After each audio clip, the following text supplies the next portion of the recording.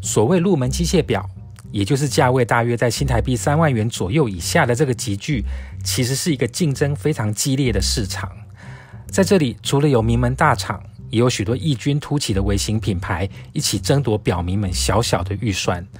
所以瑞士品牌 Mido 这几年能在入门机械表占有一片天，其实是相当不简单的一件事情。今天 Mido 举办了他们2021年的第一场记者会，为卖得最好的 Ocean Star 200米潜水表进行了大改款。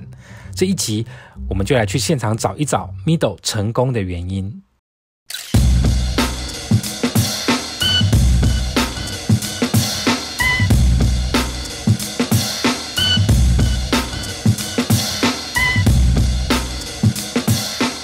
Mido Ocean Star 这次改款最大的重点，就是在200米防水的基础功能大3针表款上放上了陶瓷表圈。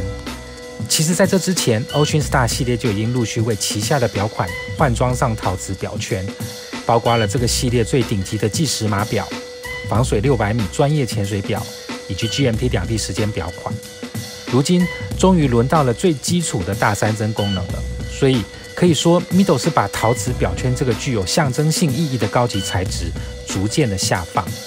其实他们这一次的改款的话，最主要的话就是把陶瓷圈下放嘛，因为他们之前用陶瓷圈的款式的话，大部分都是在比较高阶、比较高价的款式。那把这个下放，以现在就是潜水表的一个发展趋势来讲的话，大概是可以预料的一个结果啦。那我觉得比较难得的是，他们这次连带做的一些小改款，像比如说他们把指针做了调整啊，或者是面板上面加了刻纹啊这些地方，我觉得这方做的都蛮妥帖、蛮到地的。然后像新色的话，你说他们这一次绿色是这2年流行嘛？那蓝色算安全牌嘛？可是我个人印象比较深的反而是灰色，因为我觉得灰色的话，其实灰陶瓷其实比较不好做，因为它中间色。那可是灰色对 Mido 来说算是他们半个品牌色，他们就是灰色跟橘色嘛。那我觉得这边用灰色，其实用的我觉得反而蛮突出的，是我印象比较深刻的地方。我感觉还蛮有质感的啦，然后就说它的颜色也调配得很好，感觉比以前，因为我没看到数据了哈，我感觉比以前的表壳有厚一点。链带有扎实一点，就是台语讲它抽用了，所以整体讲的感觉，我觉得它有升级了。我觉得就是所谓丢周嘛哈，丢周的定义其实很简单，就是消费者想要什么，你就给他什么。那消费者就很贪心嘛，他们想要就修个斗嘛，就是在合理的价位，但是配备是要好的。就像现在其实市场越差，这种需求越明显。那我觉得 Mido 提供的就是一个很完整的配备，但是却是所有同级表里面最入门的价格，这我觉得是一个他们最厉害的地方。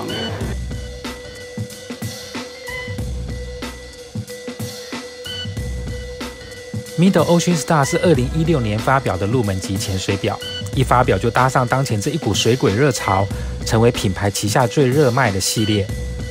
如果拿2016年的 Ocean Star 200与2021年的新版做比较，就可以清楚看到两者的区别。除了铝圈改成陶瓷圈，原本的棒状石标改成圆点石标，秒针也换上了棒棒糖式的设计。12点钟的刻度更是改成最经典的倒三角形形状，表径维持在42.5，机芯方面也同样是具有80小时动力储存的 Caliber 80自动上链机芯，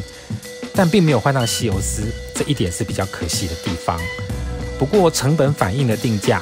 大改款做出各方面的升级，但它的价格比起旧版只贵了约台币3000多元，还是非常的有竞争力。是以来的话，其实 Mido 他们在定价上的优势就非常的强大嘛，那这跟他们是集团品牌有很大的关系，那这是第一点。那可是我觉得除了这个之外的话，我觉得其实他们的设计，我觉得做的应该说很到位。你说潜水表好像就那几个元素，大家做来做去好像就是那些东西，可是很好玩，就会发现很多牌子啊，他们就是有做不到位的感觉，就是很多地方都差一点那种似是而非的感觉。可是我觉得 Mido 在这个地方的话，算是做的蛮完整的，他们不会让人家有那种觉得你这个设计好像差一点没做到的那种感觉。对，我觉得这是他们做的蛮好的一件事。